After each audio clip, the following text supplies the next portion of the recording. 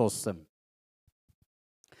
እነሆም ከነርሱ ሁለቱ በዚያን ቀን ከኢየሩሳሌም 60 ምዕራፍ ያህል ወደሚርቅ ኤማውስ ወደሚባል መንደር ይሄዱ ነበር። ስለዚህም ስለሆነው ነገር ሁሉ እርስ በርሳቸው ይነጋገሩ ነበር። ቁጥር 15 ሲነጋገሩና ሲመራመሩ ኢየሱስ ራሱ ቀርቦ ከነርሱ ጋር ይሄድ ነበር። ቁጥር 28 ወደሚሄዱበትም መንደር ቀረቡ። እነሱም ሩቅ የሚሄድ መስሏቸው እነርሱም ከኛ ጋር እደር ማታ ቀርቧልና ቀኑም ሊመሽ ጀምሯል ብለው ግድ አሉት። ቁጥር 30 ከነሱ ጋርም ሊያድር ገባ ይላል። ቁጥር 36 ይህንንም ሲነጋገሩ ኢየሱስ ራሱ በመካከላቸው ቆሞ ሰላም ለእናንተ ይሁን አላቸው። ነገር ግን ደነገጡና ፈሩ፣ መንፈስም ያዩ መሰላቸው። ቁጥር 38 እርሱም ስለምን ትደነግጣላችሁ? ስለምንስ አሳብ በልባችሁ ይነሳል? እኔ ራሴ እንደሆንኩ እጆቼንና እግሮቼን እዩ። በእኔ እንደምታዩት መንፈስ ሥጋና አጥንት የለውም። እኔ እንዳሳችሁ እዩ አላቸው ይላል። ቁጥር 50 እስከ ቢታንያም አወጣቸው፣ እጆቹንም አንስቶ ባረካቸው። ቁጥር 51 ሲባረካቸውም ከነርሱ ተለየ፣ ወደ ሰማይም አረገ። እነርሱም ሰገዱለት፣ በብዙ ደስታ ወደ ኢየሩሳሌም ተመለሱ። ዘወትርም እግዚአብሔርን እያመሰገኑና እየባረኩ በመቅደስ ኖሩ። ሐዋርያት ሥራ ምዕራፍ 23 ቁጥር 11። ሐዋርያት ሥራ ምዕራፍ 23 ቁጥር 11። በሁለተኛው ሌሊት ጌታ ባጠገቡ ቆሞ ጳውሎስ ሆይ በኢየሩሳሌም ስለኔ እንደመሰከርክ እንዲሁ በሮም ትመሰክርልኝ ዘንድ ይገባሃል፣ አይዞህ አለው ይላል። አጭር ጸሎት እንጸልይ።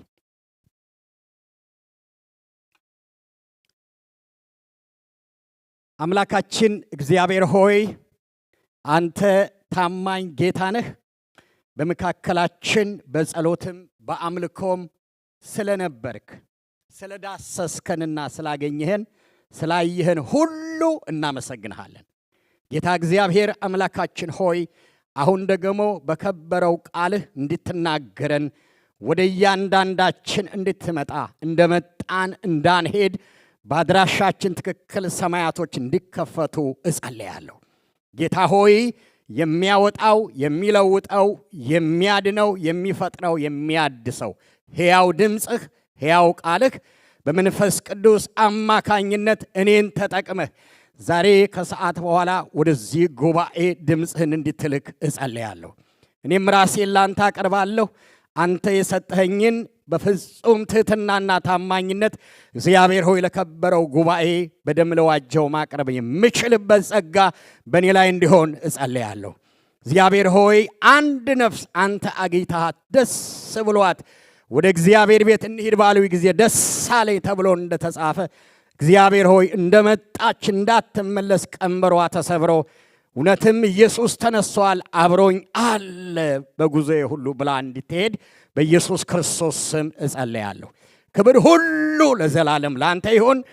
ጌታ ሆይ ስንባረክ የማይወድ ማንኛውም የጠላት ዕቅድ ሁሉ የፈረሰ ይሁን። ጊዜውን ሁሉ ተጠቀምበት በጌታ በኢየሱስ ክርስቶስ ስም አሜን። እንቀመጣለን።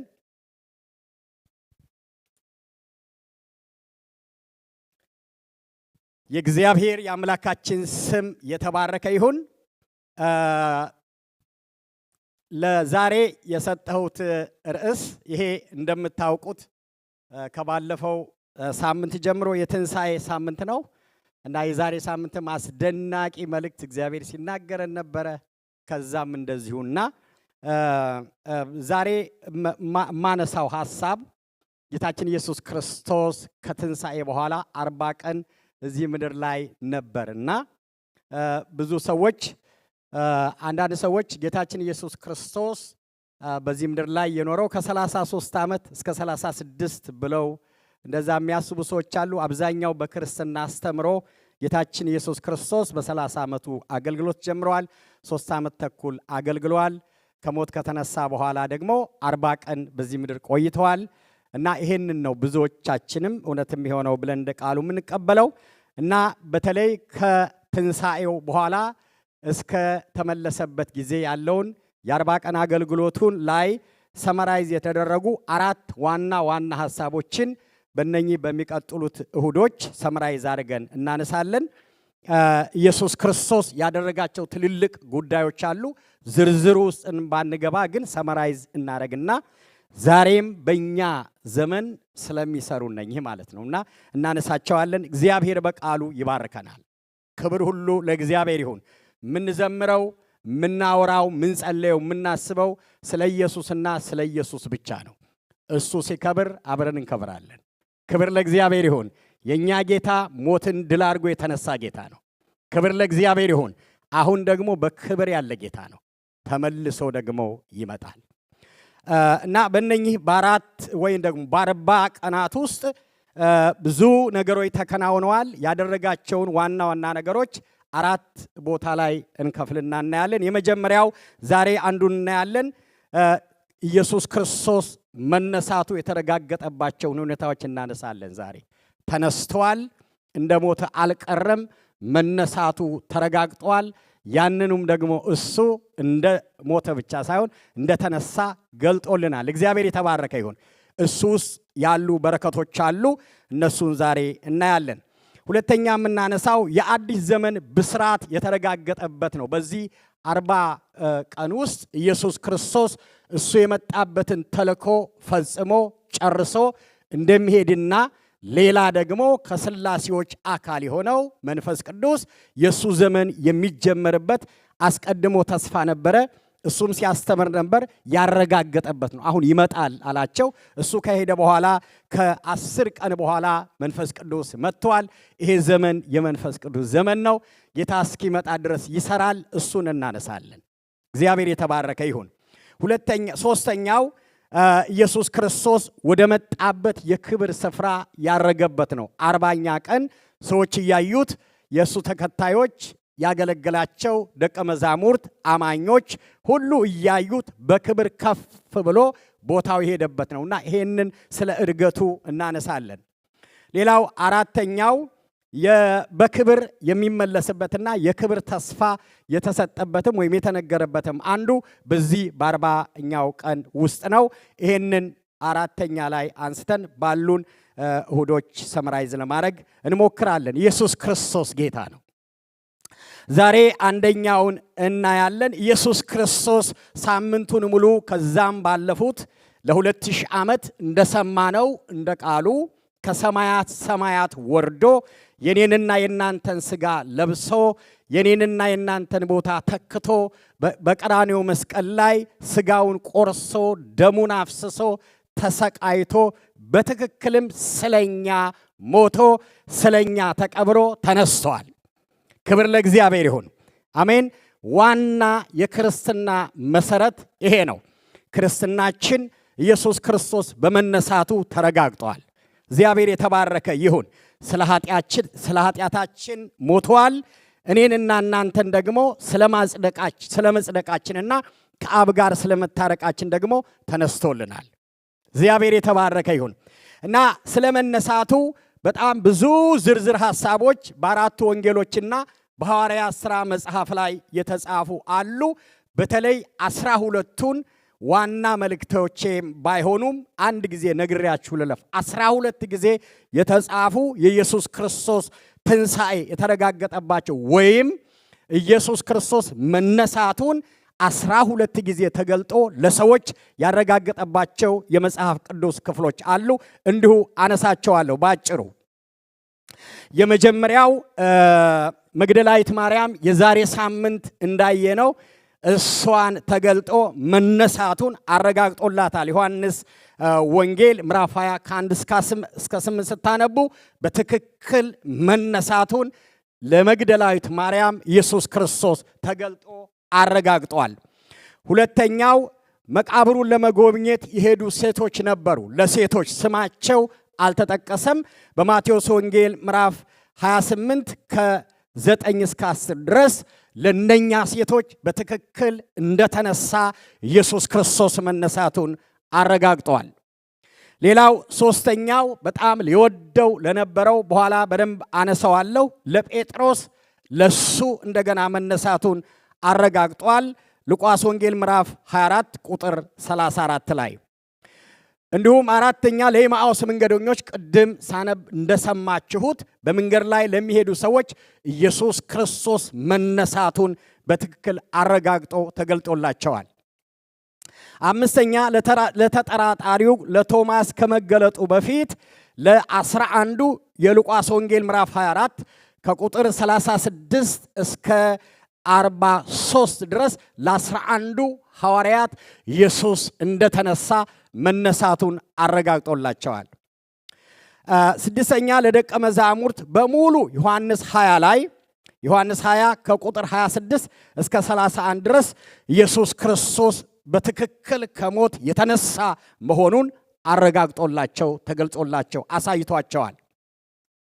ሰባተኛ ለሰባቱ ደቀ መዛሙርት ዮሐንስ ወንጌል ምዕራፍ 21 ከቁጥር 1 እስከ 25 ድረስ ኢየሱስ ክርስቶስ ያ የተሰቀለው ጌታ የሞተ ብቻ ሳይሆን የተነሳ መሆኑን አረጋግጦ ራሱን ገልጦ አሳይቷቸዋል። ስምንተኛ ለ500 ሰዎች በአንድ ጊዜ እንደተገለጠ ሉቃስም ነግሮናል። አንደኛ ቆሮንቶስ ምዕራፍ 15 ቁጥር 6 ላይ ለ500 ሰዎች በትክክል እንደተነሳ ራሱ ኢየሱስ ክርስቶስ ራሱን ገልጦ አሳይቷል። ዘጠነኛ ለያዕቆብ እንዲሁ ራሱን ገልጧል። አንደኛ ቆሮንቶስ ምዕራፍ 15 ቁጥር 7 ላይ አስረኛ ታላቁ ተልእኮ ለተቀበሉት ደቀ መዛሙርት በሙሉ ማቴዎስ 28 ከ16 እስከ 20 ራሱን ገልጦላቸዋል። 11ኛ ኢየሱስ ክርስቶስ ሲያርግ ሐዋርያት ሥራ ምዕራፍ 1 ላይ ከቁጥር 3 እስከ 11 ድረስ ባለው ክፍል ውስጥ ለነበሩት ሰዎች በደብረ ዘይት ተራራ ኢየሱስ እንደተነሳ አረጋግጦ ራሱን አሳይቷቸዋል። 12ኛ በመጨረሻ ከብዙ ዓመት በኋላ ለሐዋርያው ጳውሎስ ኢየሱስ ክርስቶስ ራሱን ገልጦ የትንሣኤ ጌታ መሆኑን ሞትን አሸንፎ የተነሳ መሆኑን የአንደኛ ቆሮንቶስ ምዕራፍ 15 ቁጥር 8 ላይ ለጳውሎስ ራሱን ገልጧል። ዛሬም ለኛ ይገልጥልናል። አሜን። ያ ጌታ አልተለወጠም። በመቅደሱ አለ፣ በማደሪያው አለ፣ ተነስቷል። እግዚአብሔር ይባረክ። እና እነኚህን የተገለጠባቸውን በሙሉ 3 ቦታ ላይ ስንሰበስባቸው ኢየሱስ ክርስቶስ በመጀመሪያ ለግለሰብ ተገልጠዋል። ቅድም እንዳልኳችሁ ለያዕቆብ ተገልጠዋል፣ ለጴጥሮስ ተገልጠዋል። እግዚአብሔር ይባረክ። አሜን። መጽሐፍ ቅዱስ ዝም ብሎ አይደለም የተጻፈው፣ ምክንያት ስላለው ነው። ኢየሱስ እንደ ሞተ ብቻ ሳይሆን የተነሳ መሆኑን፣ የትንሣኤ ጌታ መሆኑን፣ አሸናፊ መሆኑን፣ የድል ጌታ መሆኑን ለግለሰብ ራሱን ገልጠዋል። አሜን። ዛሬም ላንቺ ይገልጣል። ክብር ለእግዚአብሔር ይሁን። ዛሬም ላንተ ይገልጣል እና ራሱን ለግለሰብ ገልጧል። ሁለተኛ ይሄ 500 የተሰበሰቡት ሰዎች ውስጥ ቤተሰብም እንዳለ ይገመታል። በትክክል የተጻፉ ባይኖሩም እና ለቤተሰብ ራሱን ገልጧል። አሜን። የትንሣኤ ጌታ ኢየሱስ ክርስቶስ ዛሬም ለቤተሰባችን ራሱን ይገልጣል። አሜን። ዛሬም የትንሣኤ ጌታ እንደሆነ ሞትንና ሰይጣንን ዓለምን እንዳሸነፈ እሱ የድል ጌታ እንደሆነ ለቤተሰብ ራሱን ይገልጣል። ይሄ ብቻ አይደለም፣ በጋራ ደግሞ ለደቀ መዛሙርቱ ለቤተ ክርስቲያን ለሚወክሉ ሁሉ ራሱን ገልጧል።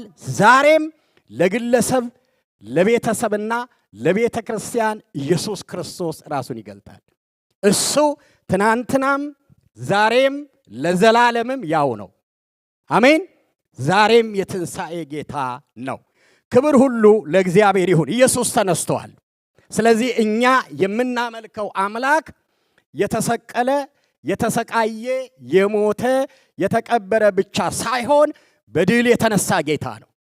ክርስትናችን ክርስትና የሆነው ሕይወታችን የተረጋገጠውና ማህተብ የተደረገበት ኢየሱስ ስለተነሳ ነው። ክብር ለእግዚአብሔር ይሁን እና የተነሳ ጌታ አለን። የተረጋገጠ ነውና ትንሣኤው የተረጋገጠ ነው ማለት ነው።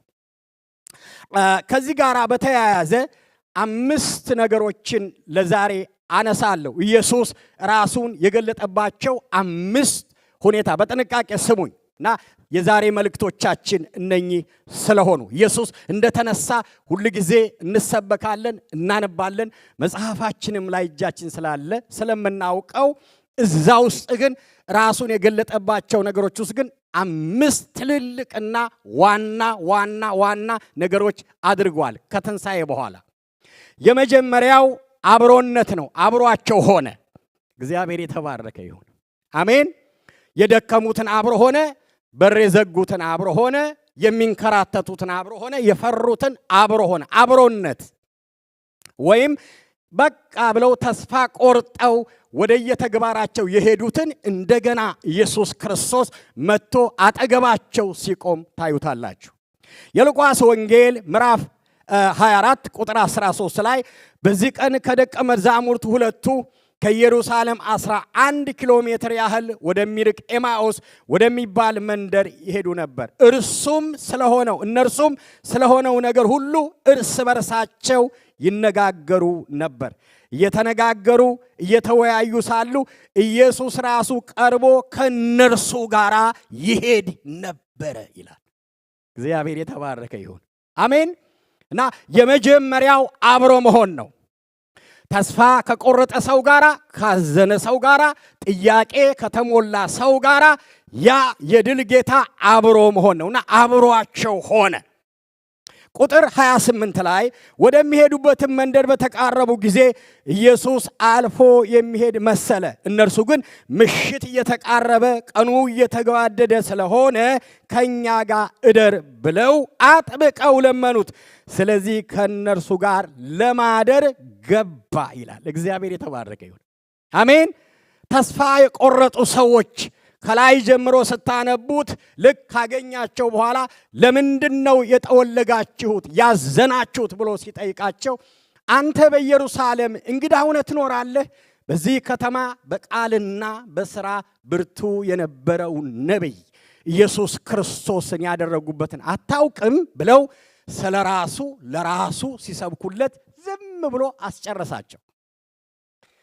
ስለራሱ ስለ ለኢየሱስ ከጭንቀታቸው የተነሳ ሲያወሩ ዝም ብሎ አብሯቸው ተቀላቅሎ ሰማ።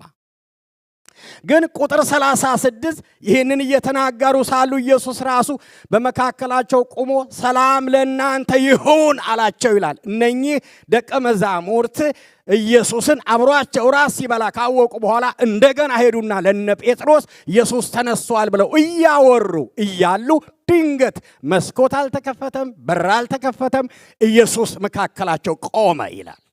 እግዚአብሔር የተባረከ ይሁን። አሜን። ይሄ ታሪክ አይደለም። ዛሬም ጌታ በመካከላችን ድንገት ይመጣል። አሜን። በምን እንደሆነ አላቅም፣ ግን ድንገት ጌታ ይመጣል። በሕይወታችን፣ በቤታችን፣ በአገልግሎታችን የነገስታት ንጉሥ የጌቶች ጌታ ኢየሱስ ድንገት ይመጣል ቤታችን።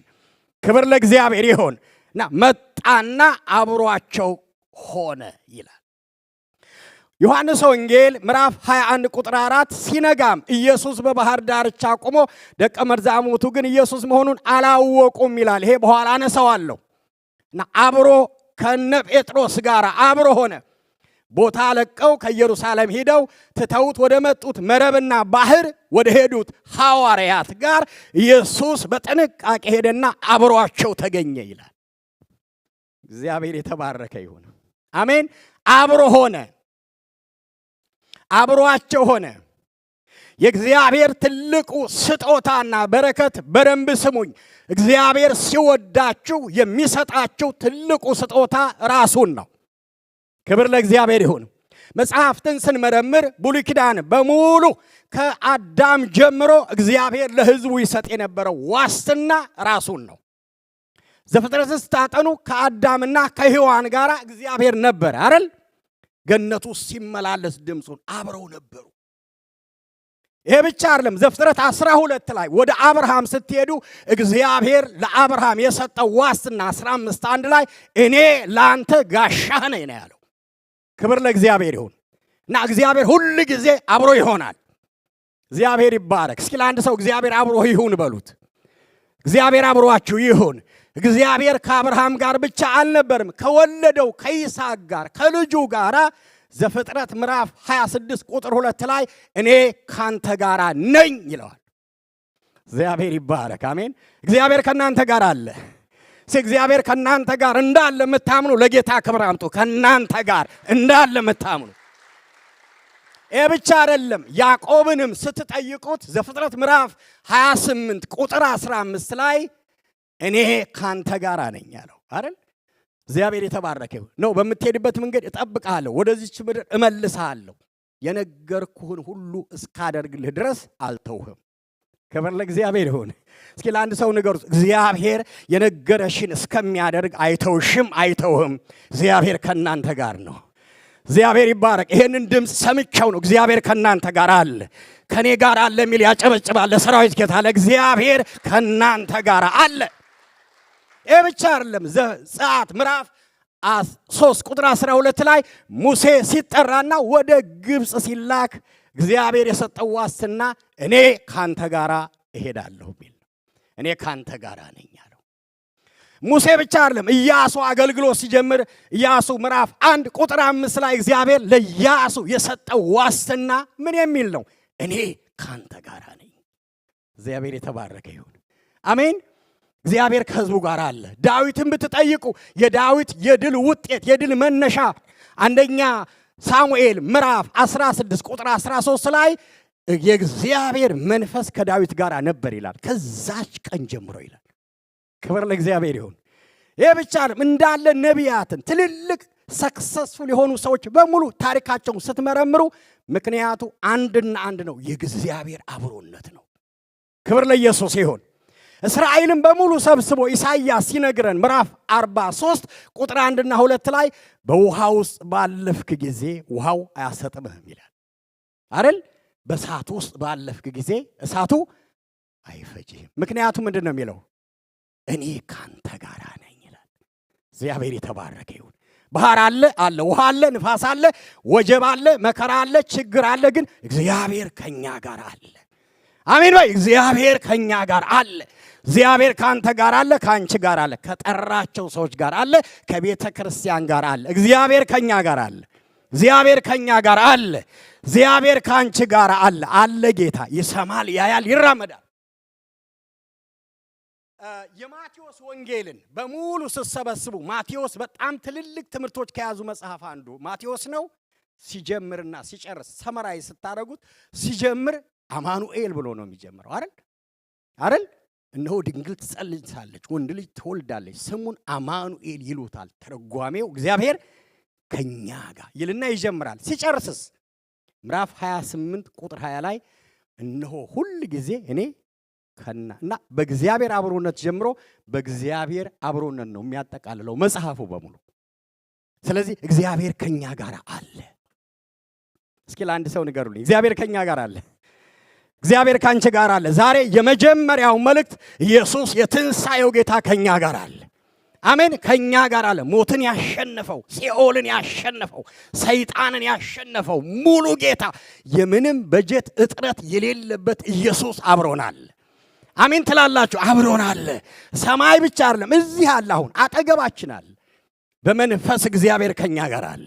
እስኪ አጨብጭቡ ለሰራዊት ጌታ ለእግዚአብሔር ከኛ ጋር አለ። የነቢያት አምላክ የሐዋርያት አምላክ ብቻ ሳይሆን እግዚአብሔር የኔ አምላክ ነው። እስኪ በሉ የኔ አምላክ ነው በሉ። ያንቺ አምላክ አለ። በምንም ሁኔታ የምታልፉ ሰዎች ዛሬ አንዱ ድምፅ ሰምቼ ይዤ መጣሁት፣ እግዚአብሔር ከእናንተ ጋር አለ የሚል ነው። አሜን በይና ውሰጅ። እግዚአብሔር ካንቺ ጋር አለ፣ ከኔ ጋር አለ፣ ከኛ ጋር አለ። ይሄ ነው በትንሣኤው የተረጋገጠው። እነ ጴጥሮስ በር ዘግተው ኤማውስ መንገደኞች እያወሩ እግዚአብሔር ይባረክ። ማርያም የዛሬ ሳምንት እንደሰማነው እያለቀሰች ሁሉ ሰው በመከራው ሲያለ እግዚአብሔር ግን አብሯቸዋል። ኢየሱስ አብሮ አለ። እስኪ ኢየሱስ አብሮኛ አለ በሉ አንድ ጊዜ። እግዚአብሔር አብሮን አለ። ምን አይነት ነው እሱ? ሞትን ያሸነፈ ጌታ። ክብር ለእግዚአብሔር ይሁን። ለአንድ ሰው ንገሩልኝ፣ እግዚአብሔር አብሮህ አለ በሉት። እግዚአብሔር አብሮን አለ። አንድ ሁለተኛ እና ከትንሣኤ በኋላ ኢየሱስ ያደረገው ነገር የነበርኩ ነኝ ያለሁ ነኝ የምኖር ነኝ ብቻ ሳይሆን እሱን ከጠራቸውና ከመረጣቸው ሰው ጋር ራሱን ነው ያደረገው። ህልውናው ፕሬዘንሱ አብሯቸው ሆነ። ሁለት አይምሮአቸውን ከፈተላቸው ይላል። እግዚአብሔር የተባረከ ይሁን።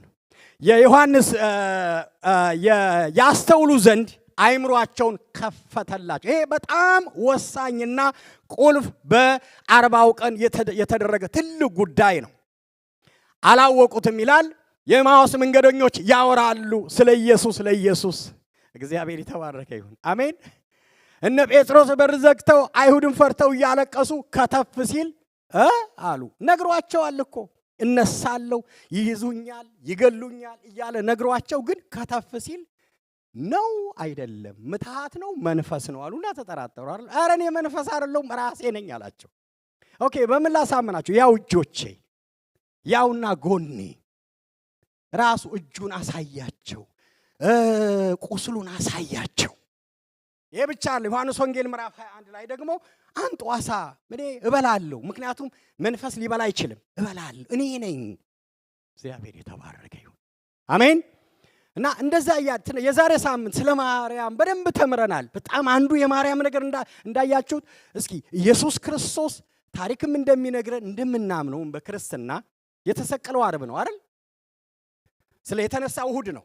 እንግዲህ ያው እሁድ የሚጀምረው ወደ አይሁድ ወደዛ ውስጥ ባንገባም ቅዳሜ ነውና 3 እሁድ የሚሉ ሰንበት የሚሉት ቅዳሜ ስለሆነ ኤኒዌይስ ግን 3 ቀን ነው።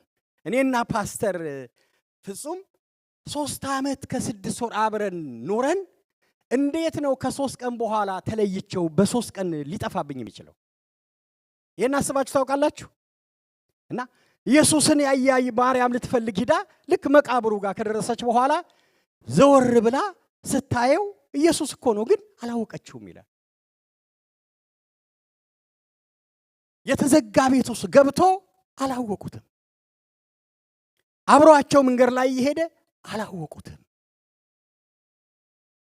ምን አደረገ ኢየሱስ? ስሙኝ በደንብ አሁን እና ይኖራል ልላችሁ ነው። ነበረ፣ አለ፣ ይኖራል። አለማወቅ ይኖራል፣ ድካም ይኖራል፣ ድንዛዜ ይኖራል። ግን ሁሉ ለበጎ ነው።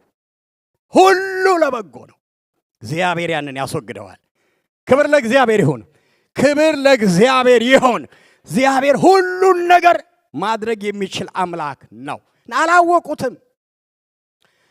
እርሱም ልጆቼ ሆይ ዓሣ አላችሁን አላቸው። እነርሱም የለንም አሉት። እርሱም መረባችሁን ከጀልባ በስተቀኝ ጣሉ፣ ዓሣ ታገኛላችሁ አላቸው። እነርሱም በጣሉ ጊዜ ከዓሣው ብዛት የተነሳ መረቡን መጎተት አቃታቸው።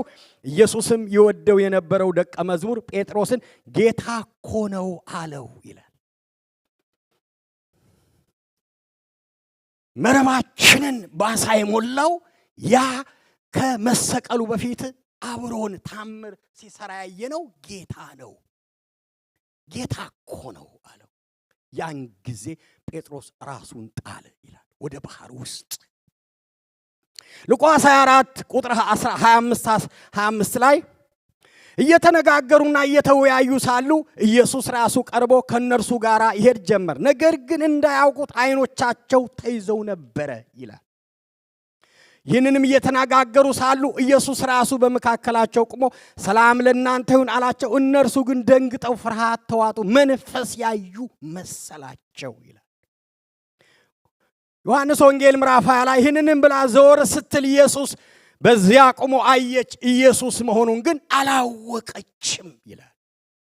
ሉቃስ 24 44 እስከ 45 እርሱም ከእናንተ ጋር በነበርኩበት ጊዜ በሙሴና በሕግ በነቢያት በመዝሙራት መጽሐፍ ስለኔ የተጻፈውን ሁሉ ይፈጸም ዘንድ ይገባል ብዬ የነገርኳችሁ ቃል ይህ ነው አላቸው ይልና በዛን ጊዜ ቅዱሳን መጽሐፍትን እንዲያስተውሉ አይምሮአቸውን ከፈተላቸው ይላል። እግዚአብሔር የተባረከ ይሁን።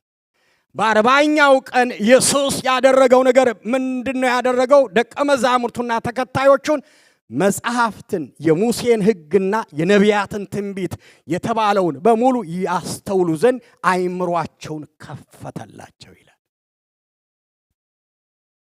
የተማሩትን እንዲያውቁ፣ ያነበቡትን እንዲያውቁ፣ የሰሙትን እንዲያውቁ፣ ኢየሱስ የሆነበትን እንዲረዱ፣ የነገራቸውን እንዲረዱ ኢየሱስ ራሱ አይምሯቸውን ከፈተው ይላል። ዛሬ አይምሯችንን ይክፈተው ጌታ።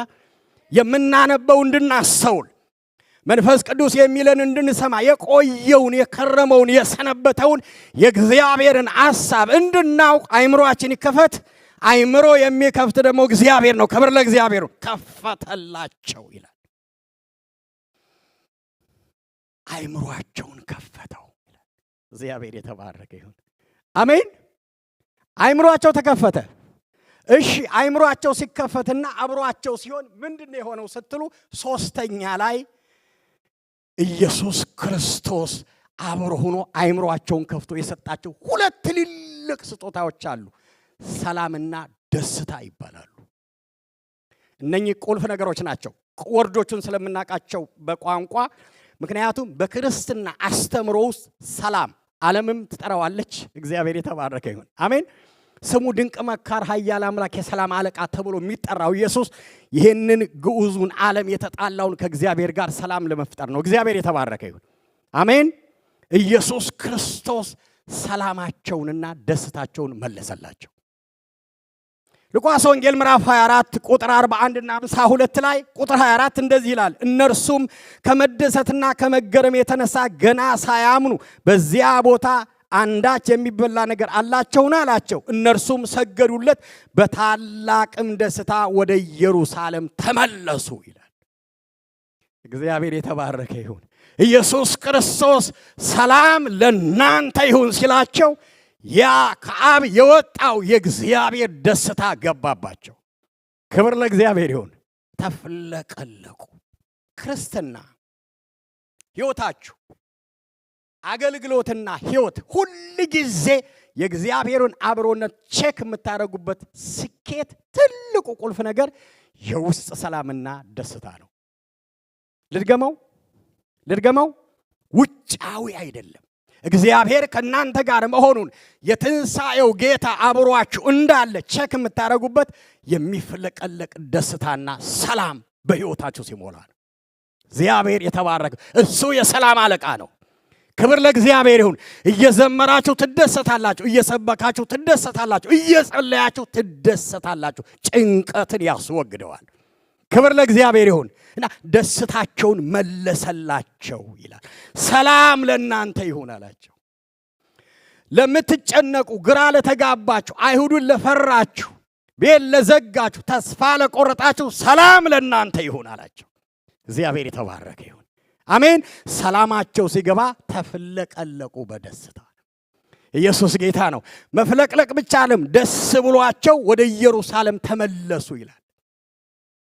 አይሁድን ፈርተው ከተደበቁበት የደስታ በጀት ይዘው ልባቸው በደስታ ሞልቶ ወደ ኢየሩሳሌም ተመለሱ። ኢየሱስ ጌታ ነው። ዛሬ ማታ እግዚአብሔር በደስታ ይባርካችሁ። አሜን በሉ። በደስታ በማይጠፋ ሰላም፣ በማይወሰድ ደስታ ይባርካችሁ። መጽሐፍ ቅዱስ 3 ትልልቅ የእግዚአብሔር ፈቃዶች አሉ ይላል ተሰሎንቄ ላይ። አንደኛ በሁሉ አመስግኑ ይላል። ሁል ጊዜ በጌታ ደስ ይበላችሁ፣ ሳታቋርጡ ምን አድርጉ? ጸልዩልና እነኚህ በክርስቶስ ኢየሱስ የእግዚአብሔር ፈቃድ ወደ እናንተ ናቸው ይላል። እግዚአብሔር እንድናዝን ፈቃዱ አይደለም። ግራ እንድንጋባ ፈቃዱ አይደለም። የእግዚአብሔር ፈቃድ በክርስቶስ ኢየሱስ እንድንደሰት ነው። ክብር ለኢየሱስ ይሁን። ደስታ ከየት ይመጣል ካላችሁ ከእግዚአብሔር ዘንድ ነው የሚመጣው። ስለዚህ ቤታችሁ እንቅልፍ ወስዷችሁ እንድታድሩ የሚያረጋችሁ የሰላም ደስታ እግዚአብሔር የሚልክላችሁ በክርስቶስ ትንሣኤ ውስጥ ነው። እና በአርባኛው ቀን ጌታ ዛሬ እኛ ጋር የሚደርስ ደስታ በሐዋርያት ላይ መለሰላቸው። ክብር ለኢየሱስ ይሁን። እስኪ ደስታችን ተመልሷል ብሉት አጠገባችሁ። ደስ የተወሰደው ጭንቀታችንን ወስዶ በደስታ ለውጦታል ጌታ። አጨብጭቡ፣ ለዚህ ቃል አጨብጭቡ። ደስታችንን ለመለሰልን ጌታ ክብር ለኢየሱስ ይሁን። አሜን። ደስ ብሎ እንኖራለን። የምንደሰተው ባንክ ባስቀመጥነው ገንዘብ፣ በገዛነው ቤት፣ በምንነዳው መኪና፣ ባለን ኳሊፊኬሽን፣ በያዝናቸው ማስተርስ ዲግሪ ፒኤችዲ፣ ባገኘናቸው ስኬቶች አይደለም። የደስታችን ምንጭ ኢየሱስ ነው። አሜን በሉ። የደስታችን ምንጭ የጌታ መሆናችንና ጌታ የኛ በመሆኑ ነው። ክብር ለእግዚአብሔር። እነኛ ያስፈልጉም እያልኩ አይደለም፣ ግን ዋናው ሶርሱ ሰላም ለእናንተ ይሁን ሲላቸው ተፍለቀለቁ ይላል። ክብር ለኢየሱስ ይሁን። ክብር ለኢየሱስ ይሁን። ዛሬ ደስታ ቤታችሁ ይግባ። አሜን በሉ። ደስታ ቤታችሁ ይግባ። ምንም ሳይኖር በርከክ ስትሉ ሰማይ ይከፈትላችሁ። ያኔ ልባችሁ በደስታ ይሞላል። እግዚአብሔር የተባረከ ይሁን። ክብር ለኢየሱስ ይሁን። ምንም ሳይኖር የሚደሰት ሰው ካያችሁ የትንሣኤ መንፈስ ገብቶበት ነው ማለት ነው። ምን አገኘ ይላሉ እንደውም ሰዎች። ምን አገኝተህ ነው ይላሉ። ኢየሱስን አገኝተን ነው። እስኪ ኢየሱስን ያገኘ ሰው ያጨበጭባል። ለጌታ አክበር። ኢየሱስ የደስታችን ምንጭ በዚህ ምድርም አስተማማኝ ነው፣ በሚመጣው ዓለምም አስተማማኝ ነው። ክብር ለእግዚአብሔር ይሁን። አሜን። እና ሰላም አለና ደስታቸውን መለሰላቸው። ኢየሱስ ጌታ ነው። ስለዚህ ይሄ በ40ኛው ቀን ውስጥ ኢየሱስ ወደ ሰማይ ከመሄዱ በፊት ያጡትን ነገር ነው የመለሰላቸው። ፍርሃት ነበራቸው፣ ጭንቀት ነበራቸው፣ ግራ መጋባት ነበራቸው፣ መጠውለግ ነበራቸው። ስፍራቸውን ለቀው ሌላ ቦታ ሄደዋል። ብዙ ምስቅልቅል ያለ ነገር ነበር በ3 ቀን ውስጥ። ከዛ በኋላ በ40ኛው ቀን እነ ጴጥሮስ ሁሉ ስራቸውን ያን የጌታን ነገር ትተው ወደ አሳ ማጥመድ ብትንትን ያሉትን ኢየሱስ ክርስቶስ በያድራሻቸው ሄዶ የመጀመሪያው ያደረገው ነገር ምንድነው? እግዚአብሔር የተባረከ ይሁን። አሜን። ሰላማቸውን መለሰላቸው። እስኪ ሰላም ነው ብሎ አንድ ጊዜ ክብር ዓለም በቃ ነውጥ ነው ትላለች። እኛ ቤት ሰላም ነው። እስኪ አንቺ ቤት ሰላም ይሁን አጨብጭ። ሰላም ነው። የሰላም አምላክ አላህ። ክብር ለኢየሱስ ይሁን። ቤታችን ሰላም ነው። ሰላም አለ ማለት ዓለም ላይ ነውጥ የለም ማለት አይደለም። ነውጥ አለ፣ ጨለማ አለ፣ መከራ አለ፣ ጦርነት አለ፣ ጭንቅ አለ፣ ምጥ አለ። ልክ ነው። ግን እኔ አንድ ነገር ላረጋግጥላችሁ፣ የኛን ጌታ ተከራክሮ የረታው፣ ታግሎ ያሸነፈው፣ ተዋግቶ ደግሞ ድል ያደረገው አልነበረም፣ የለም፣ አይኖርም። ሁሉ በቁጥጥሩ ስር ነው ያለው። አጨብጭቡ ለሰራዊት ጌታ። አሸናፊ ነው ጌታ፣ የክብር አምላክ። ክብር ለእግዚአብሔር ይሁን። የሰላም ምንጭ እሱ ነው።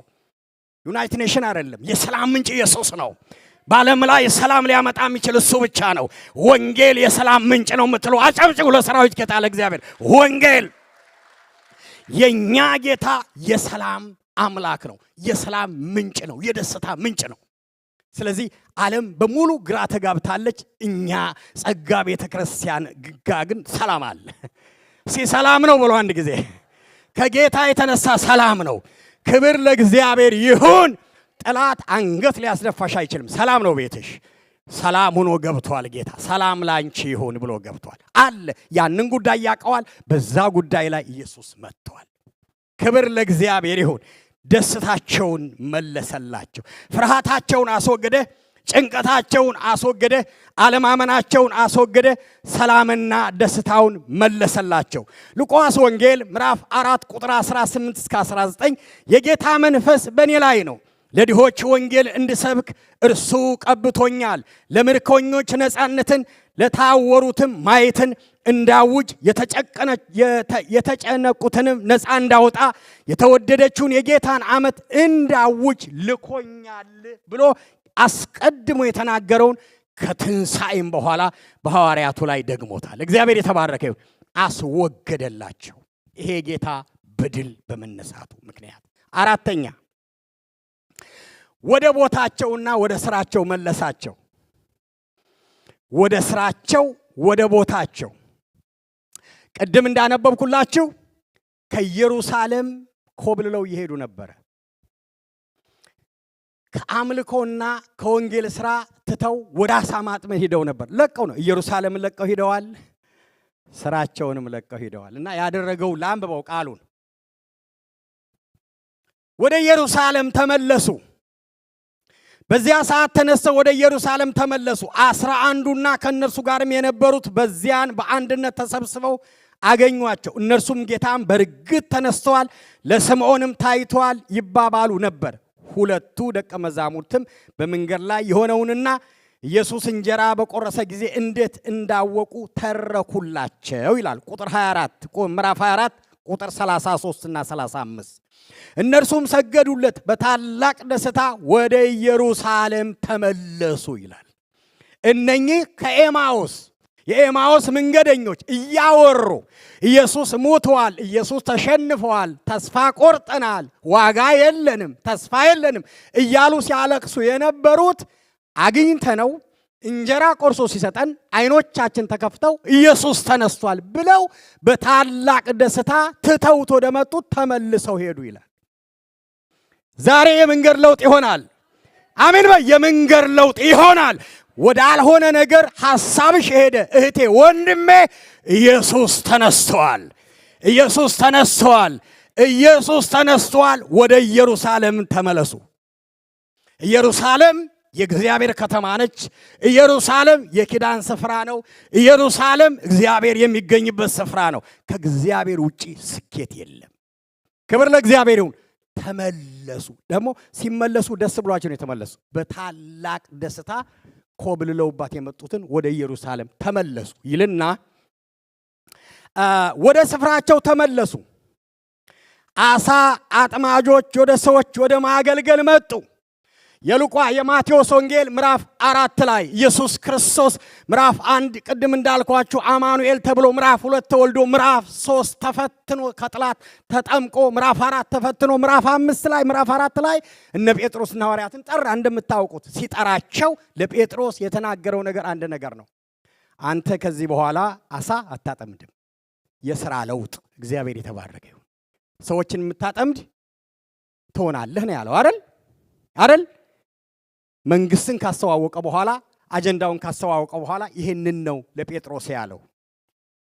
ነገር ግን ኢየሱስ በገሊላ ባህር አጠገብ ሲያልፍ ሁለት ወንድማማች ማለት ጴጥሮስ የተባለውን ስምዖንን ወንድሙን እንድርያስን አያቸው። አሳ አጥማጆች ነበሩና መረባቸውን ወደ ባህር ይጥሩ ነበር። ኢየሱስም ኑ ተከተሉኝ፣ ሰዎችን አጥማጅ አደርጋቸዋለሁ አላቸው። ወዲያውም መረባቸውን ትተው ተከተሉት ይላል። ትተው ተከተሉት።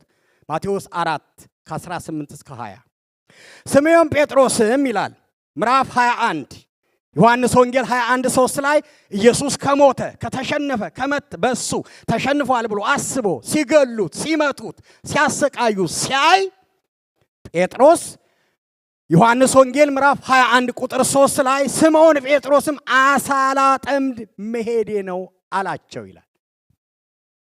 3 ዓመት ተኩል ከኢየሱስ ጋር አብሮ ቆይቶ እኔ እስከ መጨረሻው አልክድህም ብሎ ፕሮሚስ ገብቶ ቃል ኪዳን የገባው ጴጥሮስ ተስፋ ቆረጠ።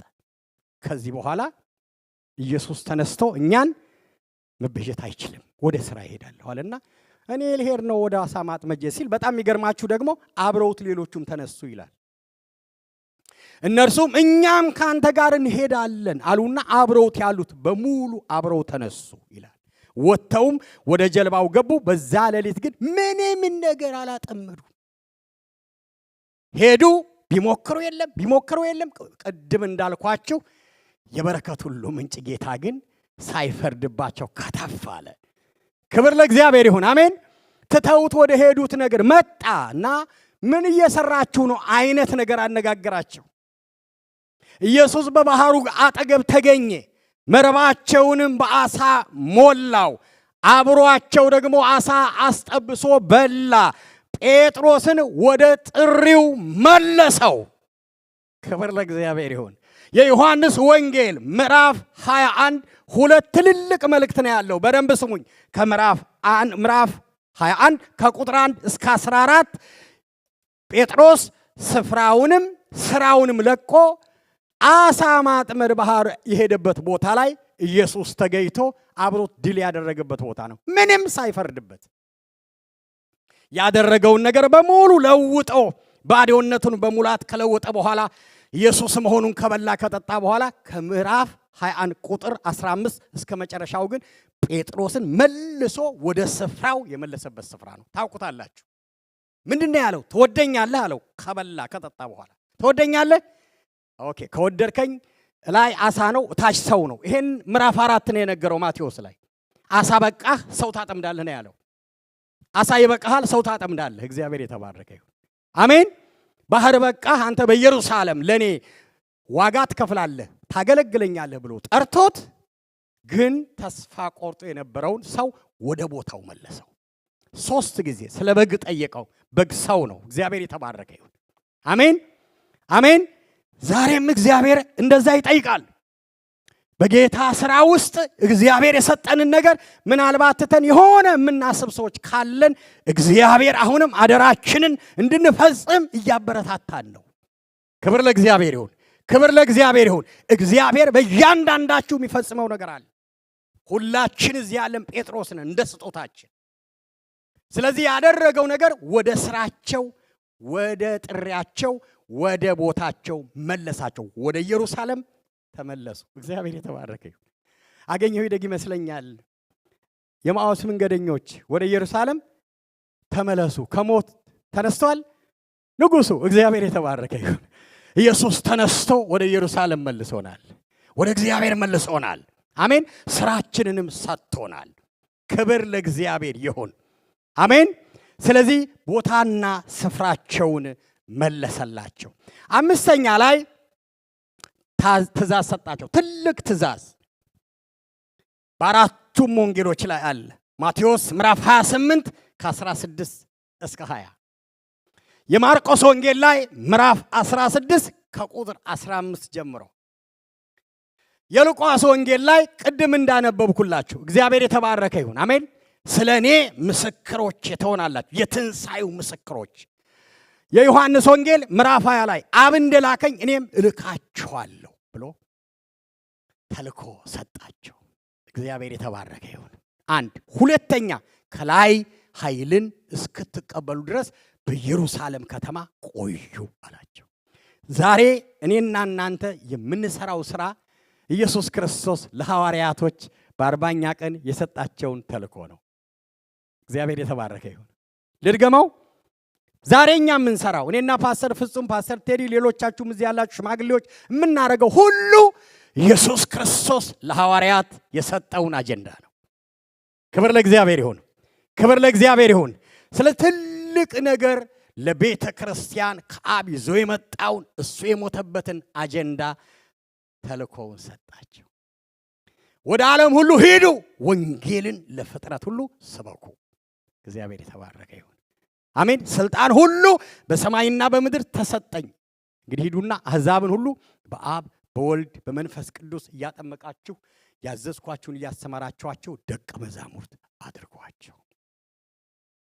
እግዚአብሔር የተባረከ ይሁን። የኔ የትንሣኤ ምስክሮቼ ሁኑ ትሆናላችሁ፣ አብ እንደላከኝ እኔም እልካችኋለሁ አለና የመጀመሪያው ተልኮ ትእዛዝ ሰጣቸው። ሁለተኛው ደግሞ ከላይ ኃይልን እስክትቀበሉ ድረስ ኢየሩሳሌም ወደ ተመለሳችሁበት ኢየሩሳሌም ቆዩ።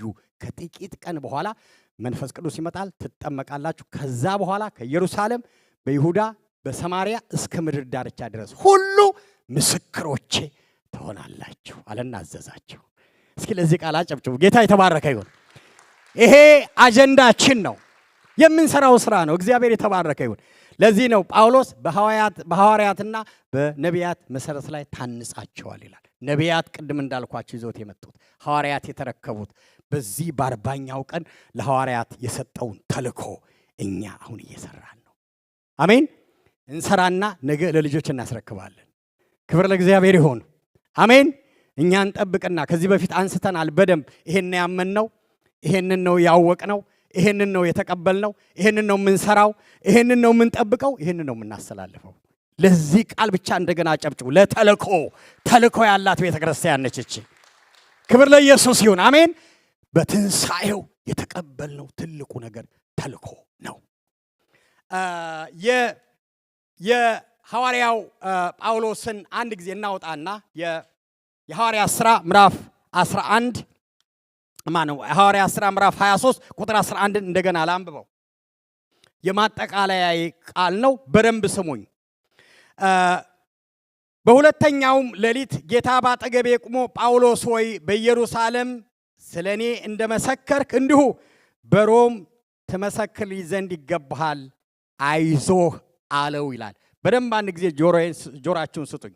ሐዲስ ኪዳን መጽሐፍ ብዙ ጊዜ እዚህ ፓስተሮች ስንቆም አንዳንድ ጊዜ የግሪኩን ትርጉም የምንጠቀመው መጽሐፍ ቅዱስ ሐዲስ ኪዳን የተጻፈው በግሪክ ቋንቋ ስለሆነ ነው፣ ኦሪጂናሉ ማለት ነው። እና ይሄንን ቃል በግሪክ አንድ ትርጉሙን ላንሳና አንድ 5 ነገሮች አሉት ሰብስቤ ብቻ ነው የምነግራችሁ። እና ጌታችን ኢየሱስ ክርስቶስ ከብዙ ቀን በኋላ በትንሣኤ መንፈስ ቅድም እንዳልኳችሁ የተገለጠለት ለሐዋርያው ጳውሎስ ነው። 3 ጊዜ በልዩ ሁኔታ ተገልጦለታል። አንዱ ይሄ ክፍል ነው።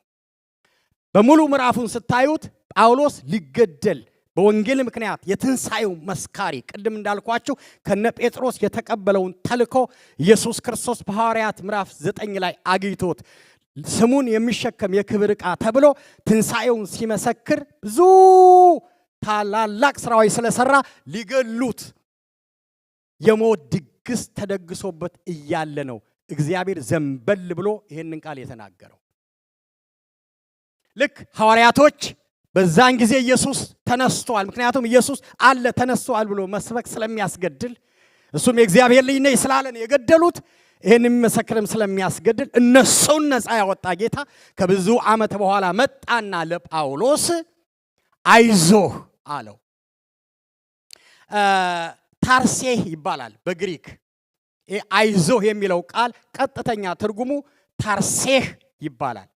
ታርሴህ ማለት አሁን ቅድም ያልኳቸውን 5ቱን ነገሮች የያዘ ነው። በአጠቃላይ አጭርና ግልጽ የእግዚአብሔርን አብሮነት፣ የጌታ ኢየሱስ ክርስቶስን ሕልውና፣ ፈርተው ያሉትን ደግሞ የሚያጽናና፣ በሞትና በሕይወት መካከል ጣልቃ ገብቶ ሕይወት የሚቀጥል የጀመረውን ሥራ የሚያስጨር ቦታ ተጠቅሰዋል። ኢየሩሳሌም ቀላል አይደለም፣ ሮም ቀላል አይደለም። ሁለቱም በዛን ጊዜ ትልልቅ እንትኖች ነበሩ። ኢየሩሳሌም ጸሐፍት፣ ፈሪሳውያን፣ ሃይማኖተኞች የነበሩበት ኢየሱስን የገደሉት የሰቀሉበት የሚፈራ ቦታ ነበረ። ሮም ደግሞ ዓለምን በዛን ጊዜ ታስተዳድር ነበረ።